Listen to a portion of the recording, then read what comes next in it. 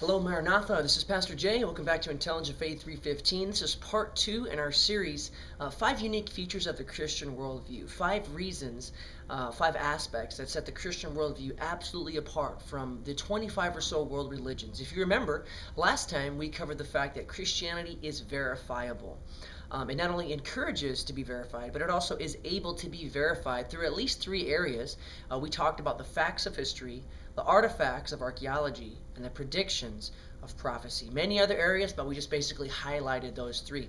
Today we'll go into one of the second features of the uniqueness of Christianity, and it's the fact that Christianity is compatible. What do I mean with compatible? Well, a good way to test a worldview is that if it's really real, it's going to match up with the world when you walk out of your door. Like Jesus said in John 17:17, he said, as he was praying to the Father, he says, "Thy word is truth." In other words, the Bible, the scriptures are true. If they are true, then they should correspond with reality. They should be compatible. They should match up with the world and the universe. When you walk out of your door, your faith should be compatible with the things that you experience. In other words, the things that we would expect to discover as Christians, we should actually discover them when we go out into the real world. Do we do that? Is that in fact what happens? Absolutely. I'd like to show you at least 3 areas in which the Christian worldview, the Christian philosophy, is compatible with the world around us.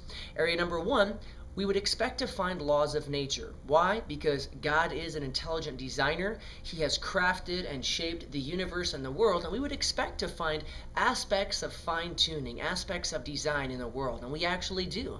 As we look out into the universe, we've discovered about 30 or so what they call universal constants. These are the forces of nature, the laws of nature, I guess, when you give them mathematical expression, such as the law of gravity, the cosmological constant, the speed of light, and many others. What you find is that these are actually constant values, and they have to be fine-tuned to an incredible degree of precision. And they have to not only be at this certain value, but they have to be in precise ratio and relation to one another. And so we actually do discover the laws of nature in Christianity as we would expect to. Scripture even talks about laws of nature being established throughout God's creation, books of Jeremiah, numerous other books in the Old Testament, Job, etc. So we would expect to find the laws of nature. That is compatible. You would not expect to find this on atheism, Hinduism, naturalism, or scientism. You wouldn't expect to find laws of nature, but the fine-tuning of the laws of physics, the universal constants, is compatible with the Christian worldview. Not just laws of nature, but laws of logic. We believe that this is absolutely compatible with our worldview. Why? Well, because God himself is a logical being. He is a rational, reasonable being, and he has given logic and the ability for right thinking to us. And so it makes sense that we would discover laws of logic and rationale within human beings.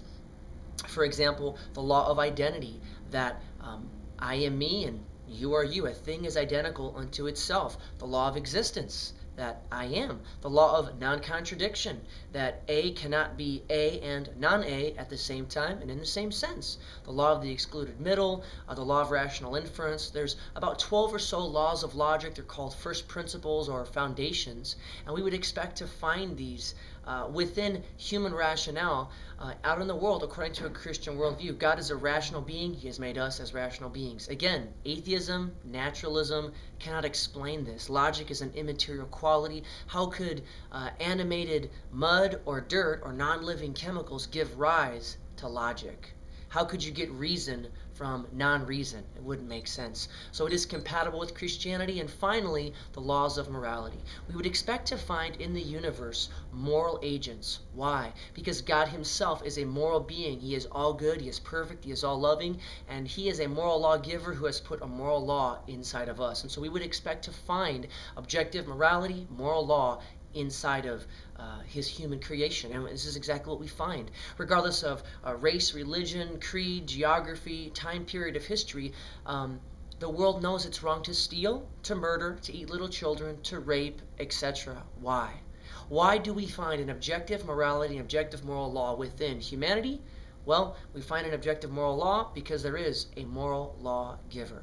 And again, naturalism, atheism, Evolutionary scientism cannot explain the existence of morality. There's no evolutionary explanation for it, and they cannot explain the fact that it's objective, it's absolute. And so those three things in and of themselves, laws of nature, the laws of logic, and the laws of morality, show in a very powerful and persuasive way that Christianity is indeed compatible with the world. It matches up, it is compatible with what we see in the world around us. And if it's true, it would have to be. So that's reason number 2. We'll continue with this series on into the future. Until next time, have an intelligent faith.